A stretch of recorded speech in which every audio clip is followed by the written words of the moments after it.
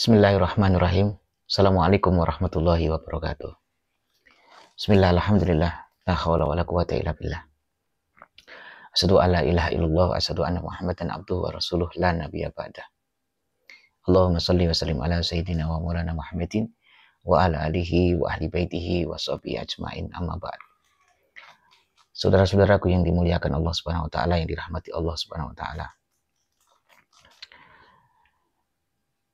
Islam adalah agama yang sangat sempurna, dinun kamilun, dan juga dinun samilun, agama yang sangat lengkap. Islam bukan hanya mengatur tentang ibadah, bukan hanya mengatur perihal bagaimana hubungan kita dengan Tuhan kita, bukan hanya mengatur tentang tata cara kita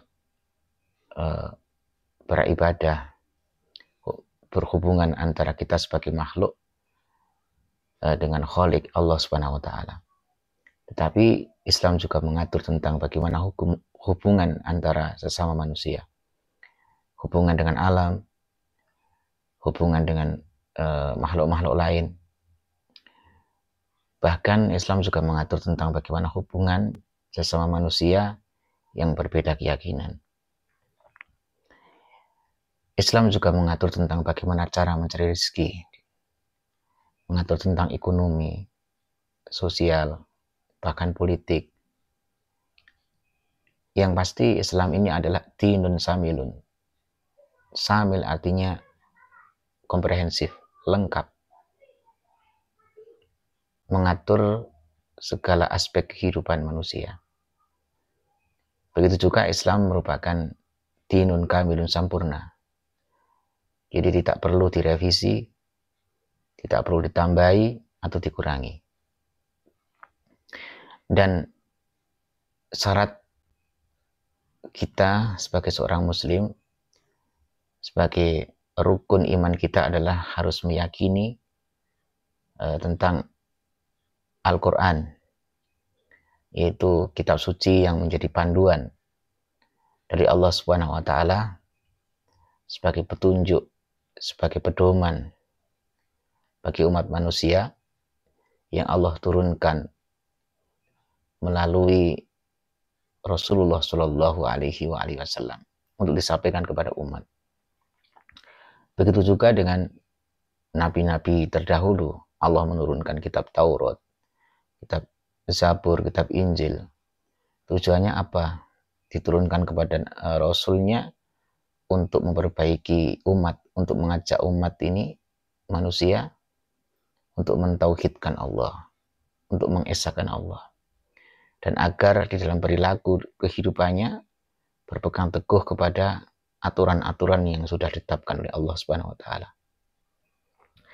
Akan tetapi sekarang ini sudah sangat nampak sekali bermunculan aliran-aliran sesat yang muncul dari pikiran-pikiran yang sesat. Mereka membuat cara sendiri, membuat aturan sendiri, mereka membuat modifikasi sendiri, ya, mengatasnamakan bahwa ini juga salah satu cara untuk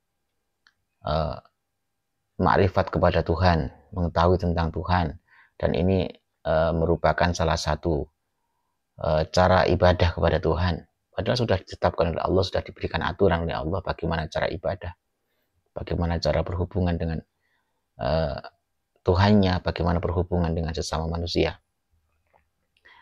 Maka sekarang ini sangat bebas sekali, sangat banyak sekali bermunculan pemikiran-pemikiran, bahkan mereka dengan leluasa, dengan bebas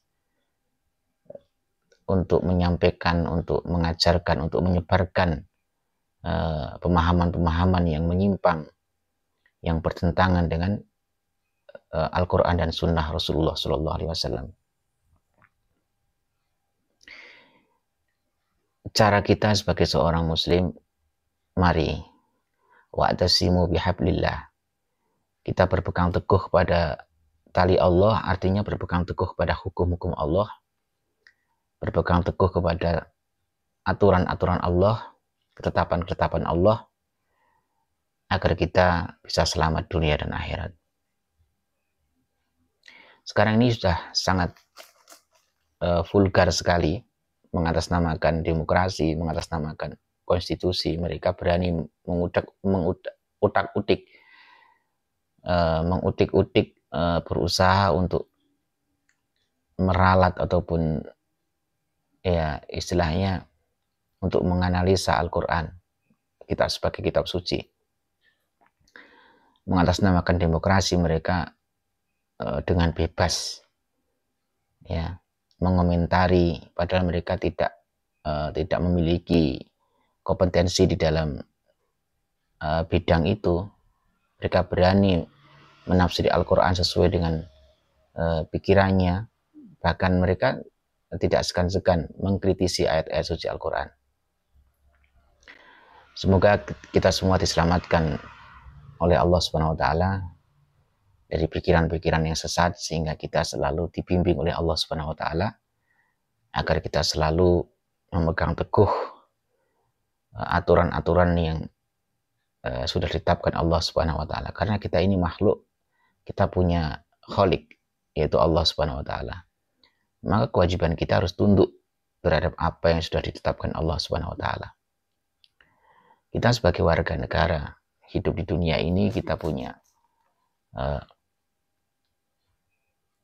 kewajiban sebagai warga negara yang diatur oleh konstitusi, undang-undang, yang itu adalah buah pikiran manusia yang sudah disepakati dijadikan sebagai aturan, sebagai hukum. Dan kita punya kewajiban untuk tetap taat mengikuti aturan konstitusi, hukum-hukum konstitusi. Akan tetapi kita harus ingat bahwa ayat suci tetap di atas konstitusi. Jadi tidak boleh justru konstitusi mengatasnamakan konstitusi terus mengalahkan ayat suci, apalagi sampai berani melawan ayat suci. Kita berkewajiban sebagai umat Islam, sebagai warga negara, bahkan untuk ulil amri, untuk taat kepada ulil amri, wa atiullah wa atiur rasul wa ulil amri minkum. Dan juga kita punya kewajiban untuk mentaati aturan-aturan yang dibuat oleh negara, karena kita hidup bernegara selama tidak bertentangan dengan ayat suci. Jangan sampai kita memang dengan mengatasnamakan konstitusi kemudian kita menginjak-injak ayat suci. Marilah kita sadar bahwa ini akhir zaman, bahwa hidup kita tidak akan lama. Kita hidup, ada yang menghidupkan. Kita hidup di dunia ini milik Allah.